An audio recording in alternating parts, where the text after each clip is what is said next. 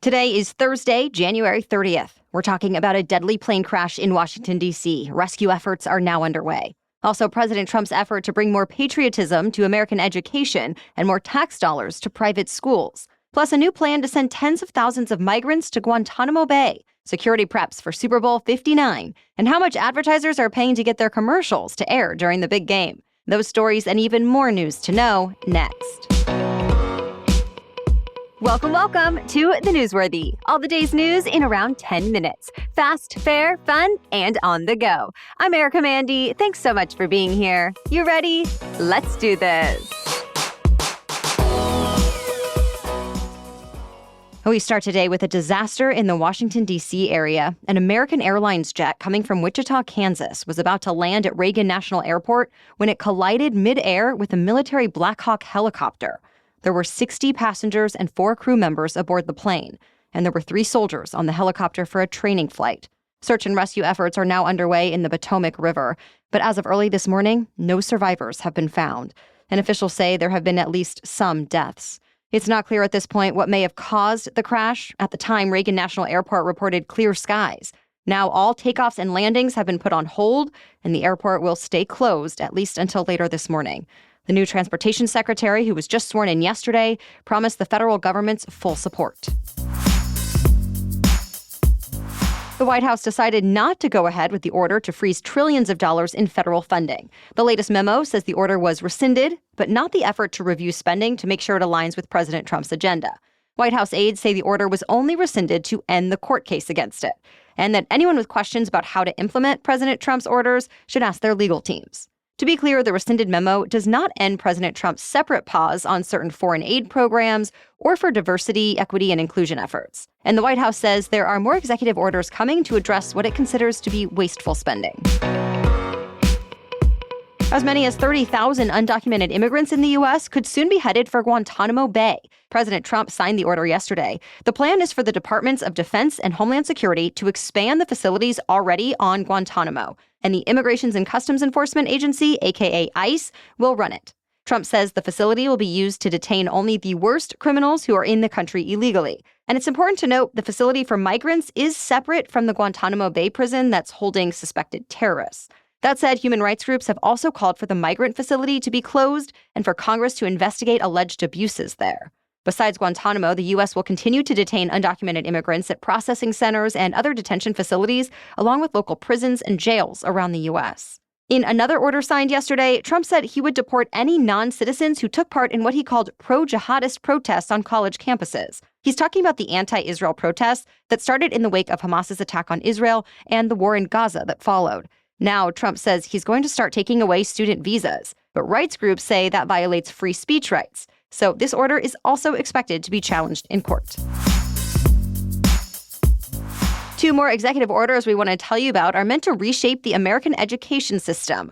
One of them says funding will be pulled from schools that teach kids about the U.S. being fundamentally racist, sexist, or otherwise discriminatory. Specifically, President Trump told his administration to focus on uprooting any instruction that has to do with transgender issues, white privilege, or unconscious bias. And he says resources should instead promote patriotic education.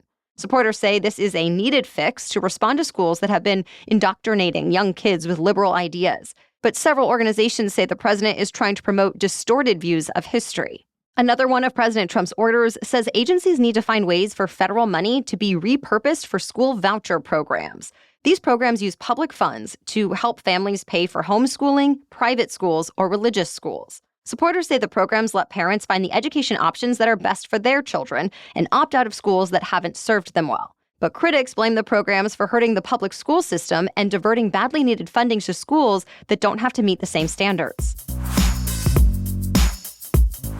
American kids' reading skills have hit new lows, and that's based on the latest assessment known as the Nation's Report Card. The national exam is given to students every 2 years, and the results are considered one of the best gauges of academic progress of the U.S. school system. The latest data shows reading scores have fallen even further for 4th and 8th graders than they did in 2022.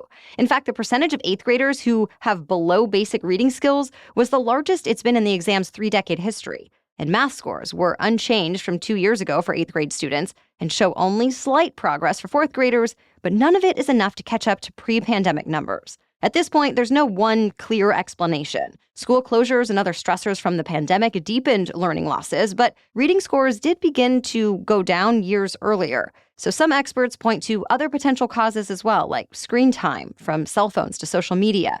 Either way, some advocates are now calling for all hands on deck, for leaders from all sectors, private and public, to join in to find solutions. Some of the biggest names in music are getting together tonight to help victims of California wildfires. Fire Aid will feature performances from stars like Lady Gaga, the Red Hot Chili Peppers, Stevie Wonder, Green Day, Joni Mitchell, Jelly Roll, and many others. 28 artists will perform a few songs each, and both celebrity and non-celebrity speakers affected by the fires will share their stories with the audience. It's going to be available on platforms like Apple TV, Netflix, Prime Video, and more starting at 6 p.m. Pacific Time. Viewers will also be able to make live donations. Ticket proceeds and donations will go toward fire recovery efforts. We have more news for you still coming up, but first, this episode is brought to you by Delete Me. Ever wonder how much of your personal data is out there on the internet for anyone to see? Probably more than you think. Your name, contact info, social security number, and home address, even information about your family members, all being compiled by data brokers and sold online. And this can lead to things like identity theft, spam calls, and more. So that's why I'm so impressed by Delete Me. It's a subscription service I now use to get information about me on hundreds of data broker websites removed and deleted. They sent me a personalized privacy report detailing what info they found, where they found it, and what they removed. And then Delete Me continues to work for you, constantly monitoring and removing the personal information you don't want on the internet. To put it simply, Delete Me does all the hard work of wiping your and your family's personal information from data broker websites. Take control of your data and keep your private life private by signing up for Delete Me. Now at a special discount for our listeners. Today, get 20% off your Delete Me plan by texting Newsworthy to 64,000. Text Newsworthy to 64000. That's Newsworthy to 64000. Message and data rates may apply. See terms for details. Now back to the news. Interest rates will not be going down for the foreseeable future, and President Trump is not happy about it. The Federal Reserve decided to keep rates steady around 4.3% after cutting them each of its last 3 meetings. Fed Chair Jerome Powell says he'd need to see progress on inflation or a weak labor market to consider further cuts. Plus, Powell said the Fed is in wait-and-see mode on some of Trump's plans, like tariffs, since it's not clear what impact those will have on America's economy. Well, Trump responded on social media to say the Fed, quote, failed to stop the problem they created with inflation. One of the president's campaign promises was lower interest rates, but Powell reiterated the Fed makes its decisions based on economic indicators, not politics. President Trump is making an unprecedented move into the financial services industry. His company, Trump Media, announced a new brand yesterday called TruthFi. Trump Media's board approved up to $250 million to be invested in traditional investment vehicles like stocks and bonds, as well as cryptocurrency, exchange-traded funds, or ETFs, and more, developed with the brokerage firm Charles Schwab. Then TruthFi says it will offer custom investment products to the public later this year. This is a first for a sitting U.S. president. As many reports point out, the president can directly influence financial markets. So historically, they haven't been in charge of financial companies that can also profit from that advantage. So critics say this creates serious conflict of interest concerns. But Trump Media CEO Devin Nunes says this just gives American patriots an opportunity to protect themselves from cancellation, censorship, debanking, privacy violations, and more. TruthFi has not given an exact timeline on when its products will be available publicly. The NFL is ramping up security for the Super Bowl in New Orleans this year. An attack that killed 14 people in the city on New Year's Day has made officials reevaluate their strategy to make sure they did not overlook anything. Since that attacker used a vehicle, that's top of mind. But the NFL security team says that's always been on their radar, so they have a lot more barriers in place than there were on January 1st. The NFL and officials with several law enforcement departments say they've added more officers, and they'll be more visible at the stadium and around the city than originally planned. Though the league did not say exactly how many more officers would be working the game or how specifically the security plan changed after the attack. League officials noted there are no credible threats to the Super Bowl and said they're always reviewing their security plans. Speaking of the Super Bowl, the commercials are as much a part of the spectacle as the game itself. And this year, they'll cost advertisers more than ever. A single 30-second slot is going for more than $8 million.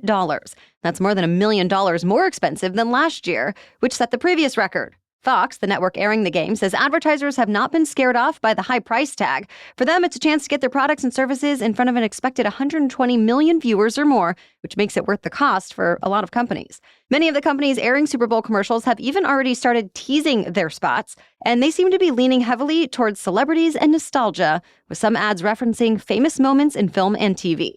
Ad executives say viewers can expect more humor this year as well. The Chiefs play the Eagles at 6:30 Eastern, February 9th on Fox. Well, that's it for the main news today, so now it's time for Thing to Know Thursday. But first, a quick break for our sponsor. If you're ready for a new skincare routine in the new year, one you can actually stick to, then check out OneSkin. Their products are powered by OS1, a proprietary peptide the four founders, all skin longevity scientists, developed after testing 900 other peptides. OS1 works at the cellular level to improve key aging biomarkers, while also reducing the visible signs of aging, including lines, wrinkles, and sagging skin. I also love that OneSkin is free of unnecessary irritants like sulfates and fragrance. I've been using their OS1 face and eye topical supplements, and it's so simple to do every morning and night with just a couple of pumps, so I'm actually using it consistently, and I love how the product feels on my face. Founded and led by an all-woman team of skin longevity scientists, OneSkin is redefining the aging process with their proprietary OS1 peptide, the first ingredient proven to help skin look, feel, and behave like its younger self. Get 15% off with the code newsworthy at oneskin.co. That's 15% off oneskin.co with the code newsworthy. After your purchase, they'll ask you where you heard about them, so please support our show and tell them we sent you. Invest in the health and longevity of your skin with OneSkin. Your future self will thank you. Now back to Thing to Know Thursday. The Trump White House is opening up its press briefings to reflect a new trend in media. Until now, only traditional outlets have gotten that kind of access, like newspapers and major TV networks. But Trump's team is welcoming content creators, influencers, and podcasters. The new press secretary says it makes sense in the face of a changing media landscape. And the research shows she's right that things are changing, especially for younger generations. The Pew Research Center says nearly 40% of adults under 30 rely on influencers to stay updated on current events and politics. And a recent Gallup survey found the number of Americans who say they have a great deal or fair amount of trust in the mass media has fallen to a record low. In fact, more Americans said they trusted Congress, the Supreme Court, and local and state governments than the media. The Trump administration is not the first to make this change. Last year, the Democratic National Convention invited more than 200 creators to help cover the election. And NBC relied on dozens of influencers to report on the Olympics in Paris, granting them press credentials alongside traditional journalists. Well, thank you so much for listening today and for making us part of your daily routine in 2025. We will catch you up on more news to know tomorrow. Until then, have a great day.